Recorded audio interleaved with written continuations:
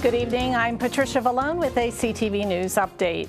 The suspect shot multiple times by U.S. Marshals in Virginia after he allegedly shot a man in Talbot County has a police record in Prince George's as well. Stewart Orlando Ray remains in critical condition after a shootout at an Alexandria Mall parking lot. The Clinton resident was also arrested in Prince George's back in 2009 in a separate attempted murder case. He pleaded guilty in 2010 and has been on probation ever since. The state's attorney's office says in addition to federal and other charges in the current case, Ray is likely to face charges for violating his parole in Prince George's County. Now, U.S. Marshals have not released any details about what led up to the shootout with Ray. He remains in critical condition. An advocacy group for HBCUs wants the Maryland Higher Education Commission to intervene on a program duplication controversy. According to Maryland Matters, the group is urging the panel to suspend approval of a new business degree at Towson University. Advocates argue that it replicates an existing doctoral degree program at Morgan State. The group plans to hold a press conference soon to address the topic and encourage state lawmakers to intervene. The family of Henrietta Lacks files another lawsuit against a biopharmaceutical company. The new lawsuit targets California-based Ultragenics, and it follows the recently announced settlement between Lacks' descendants and Thermo Fisher Scientific. Henrietta Lacks was the Baltimore woman whose cancer cells were harvested in the 1950s during a biopsy without her knowledge or consent. The lawsuit claims Ultragenics has made a fortune using Lacks cells to develop gene therapy products. Lawyers for the family say they plan to bring a series of lawsuits against the companies that continue to profit from her cells. Attorney General Merrick Garland appoints a special counsel in the Hunter Biden probe, deepening the investigation of the president's son ahead of the 2024 election. David Weiss, the U.S. attorney in Delaware, was named special counsel. Weiss has been probing the financial and business dealings of the president's son. On Tuesday of this week, Mr. Weiss advised me that in his judgment, his investigation had reached a stage at which he should continue his work as a special counsel, and he asked to be so appointed. Upon considering his request, as well as the extraordinary circumstances relating to this matter, I have concluded that it is in the public interest to appoint him as special counsel. And meantime, former President Donald Trump is now facing 4 federal felony charges. The criminal charges include conspiracy to defraud the United States by overturning a legitimate election and conspiracy to obstruct an official proceeding by attempting to stop the electoral certification on January 6, 2021. Well, do you recognize this toddler? Montgomery County Police are trying to locate her family. She's about 2 years old and was found near Forest Brook Road and Britannia Circle in Germantown this morning.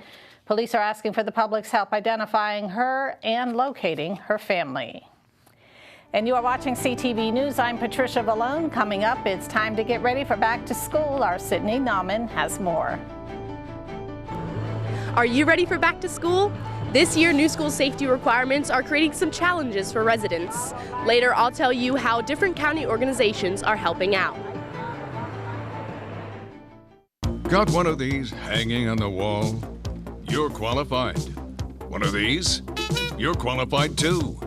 Love a good checklist? Qualified. Qualified. Qualified. Yep, qualified. Because if you know how to put up anything in your home, you're qualified to save lives by installing free smoke alarms in your community. Go to soundthealarm.org to find a volunteer event near you. The County Sheriff's Office partners with Council Member at-large Calvin Hawkins to bring school supplies to students across the county. CTV's Sydney Nauman has more on the event.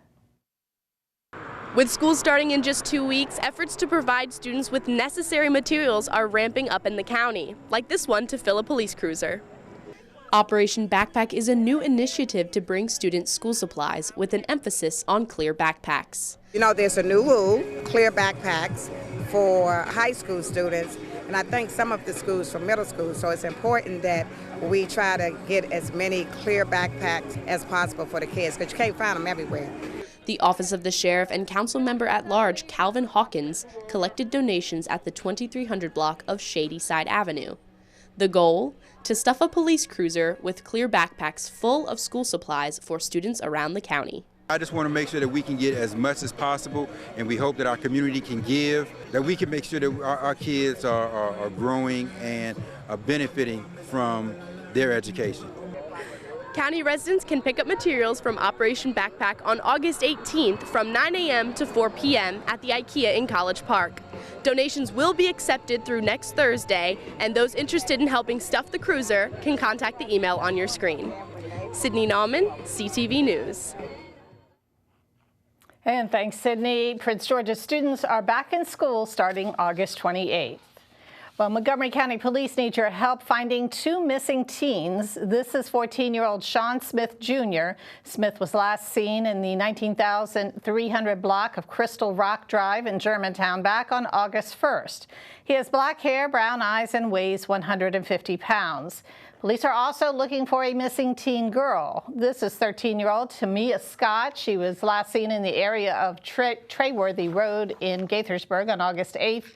Anyone with information on her whereabouts of either of the teens is asked to contact police. A family-friendly festival is gearing up to take place in the county this weekend. CTV crews spotted workers setting up for this Saturday's The Place-Making Downtown Largo Festival. The event will take place here in the parking lot of the Wayne K. Curry Administration Building on McCormick Drive. The county worked with the nonprofit Better Block, along with other stakeholders, to create a fun-filled festival for all. Here at the festival, we're going to have live music. A big request for the community was live music, and they want to have a place for local businesses to pop up. So we're going to have a lot of vendors here, 40 vendors.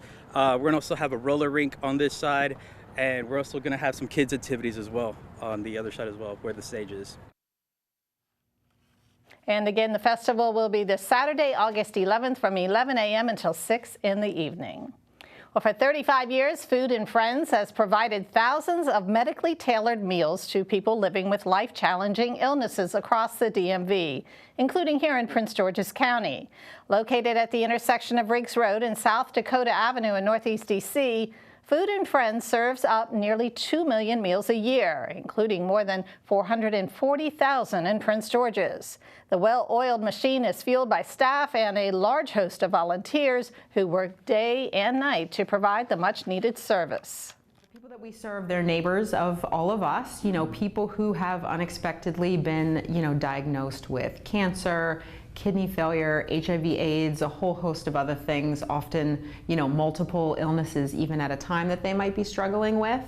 And they're at a point where, they need a hand, help delivering food, taking care of their families. We feed dependents and caregivers as well. So we're really just here to help out a household that is faced with a serious illness.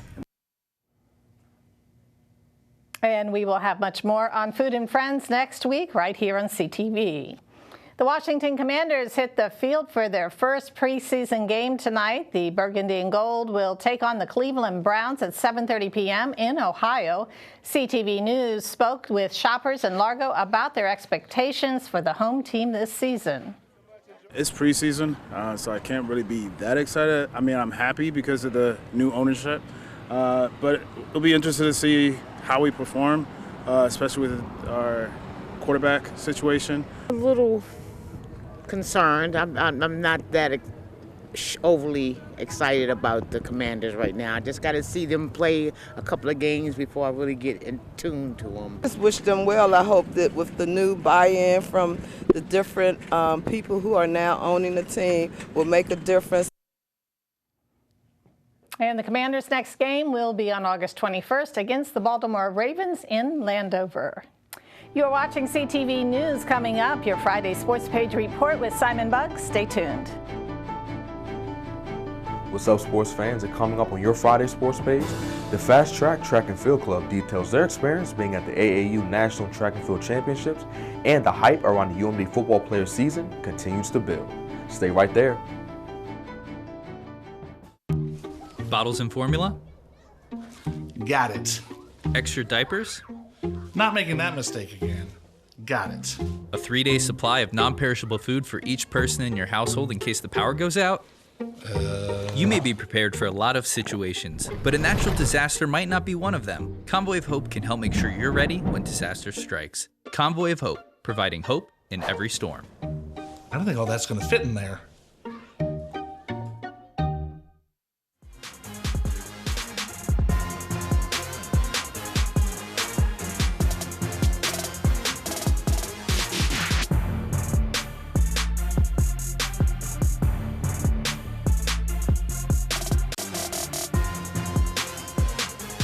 Okay everyone, it's time for your Friday Sports Page. We'll start with some track and field news.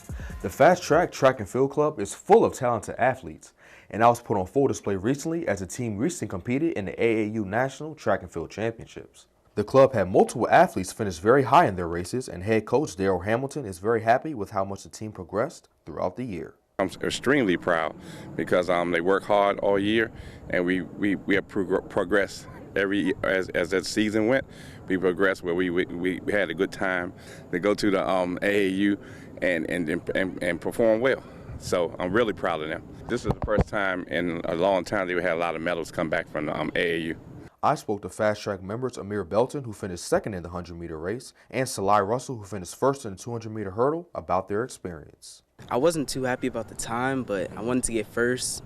But, still second All-American, so, it felt good. I just pushed as hard as I can. I was at the start position. I was like, so you just got to push as hard as you can, get out of the blocks, and then attack and just hold it to the end.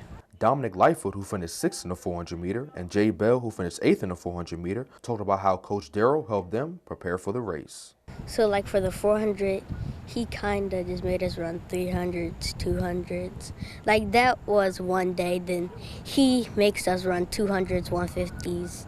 And then it's not a short distance, but it's also not really long.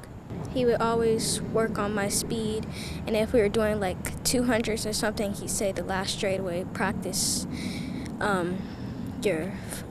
you would end your 400. Moving on to college football, another player from the UMD football team has been named to a preseason watch list for a major award. Jayshawn Barham, a linebacker for the Terps, has been named to the watch list for the Butkus Award. This award recognizes the best collegiate linebacker in the nation. Barham will look to build off an impressive freshman year in which he led all Big Ten freshmen with 58 tackles over 12 games. He also tallied 6.5 tackles for loss, which led the team. The Maryland native was also an honorable All Big Ten selection and a first-team freshman All-American. Barham and the Terps will play their first game against Towson on September 2nd. And wrapping up sports, the Commanders will be taking the field tonight against the Cleveland Browns in their first preseason game. Kickoff is at 7:30. And that is your Friday Sports Page. Simon Buggs, CTV Sports. Thanks, Simon. Well, now it's time to meet your pet of the week. This is Boo Boo. He is 2 years old, 90 pounds of love and affection, and is ready to bring joy into his forever home. He's a big lap dog. He's one of those type of dogs that doesn't realize their own size. If you have good experience with Rottweilers, that would be a plus. If you are patient enough to deal with his energeticness and to deal with his 90-pound ways of feeling like he's 30 pounds, that will also be a benefit as well. But also just having the patience with him is just having him ease into your household, especially since he's still young. And he's going to make mistakes and he's going to have mishaps, but as long as you have patience and train him properly, he will be just the perfect dog for you. All right, if you have that energy, you can adopt Boo Boo or any other pet. You can call that number on your screen. And that wraps up CTV News. For our update, I'm Patricia Vallone. We'll see you again next week. Have a great weekend.